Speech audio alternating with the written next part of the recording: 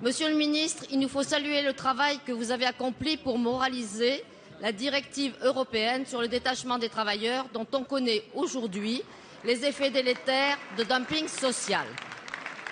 Notre commission des affaires européennes, et notamment nos collègues Guittet, Savary et Piron, avaient d'ailleurs tiré très tôt la sonnette d'alarme à ce sujet. 2 points cruciaux ont été obtenus, une liste ouverte de documents pour l'État et l'administration de contrôle qui en feront la demande, et la création d'une responsabilité conjointe et solidaire du donneur d'ordre dans le secteur du BTP pour les fraudes relevant des sous-traitants. C'est une réelle avancée pour une Europe plus sociale, celle que souhaitent nos concitoyens. Cependant, il restera des pans entiers d'activités qui seront toujours exploités par ces damnés de la terre, dans l'agriculture, les transports, la restauration. La France peut aller plus loin que ce premier pas européen. Pouvez-vous, Monsieur le Ministre, nous en dire plus à ce sujet? Comment concrétisez-vous ces décisions, notamment si vous envisagez de doter les inspecteurs du travail des moyens supplémentaires pour renforcer ces contrôles? Ces abus, qui sont une nouvelle forme d'esclavage, s'exercent en France. Je citerai le carré jaune à Clermont-Ferrand, où certains salariés étaient payés moins de 3 € de l'heure. Mais aussi hors d'Europe, souvenons-nous tous des plus de 1100 morts du Rana Plaza. Nous avons déposé, avec nos collègues Dominique Potier et Philippe Noguès, une projet de loi sur le devoir de vigilance des sociétés mères. Comment pensez-vous, avec vos collègues Madame Bric et Monsieur Canfin, élargir cette responsabilité des donneurs d'ordre vis-à-vis de leurs sous-traitants en Europe et à l'extérieur de l'Europe? Je vous remercie. Merci Madame Roy. Mes chers collègues, vous avez trop de choses à vous dire les uns les autres, donc il faudrait le faire avec un volume sonore plus faible. Merci. La parole est à Monsieur le ministre Michel Sapin.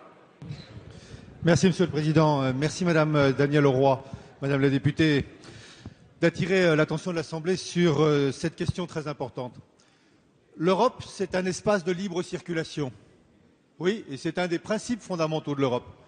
Mais ça ne doit pas être un espace de libre exploitation des salariés.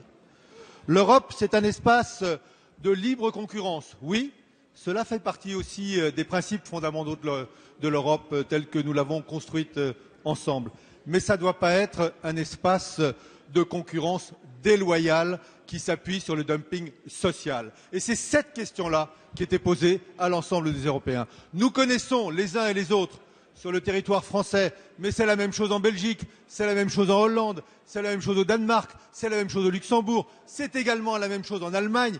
Ces situations inadmissibles, intolérables, où vous avez des salariés qui sont exploités dans des conditions qui ne sont pas conformes aux grands principes du respect des droits de l'homme.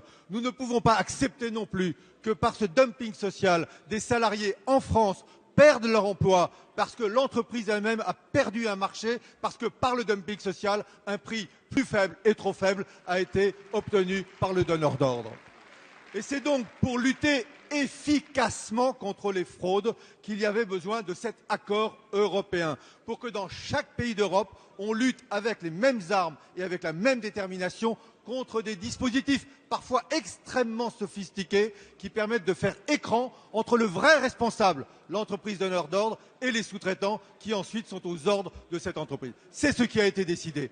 Des contrôles supplémentaires, des capacités de mise en cause du donneur d'ordre, mais aussi bien entendu en France, une nouvelle législation qui vous sera proposée pour transférer ces règles en France très rapidement, et des moyens pour l'inspection du travail et toutes les inspections qui sont nécessaires à la mise en œuvre de ces dispositifs qui seront accordés.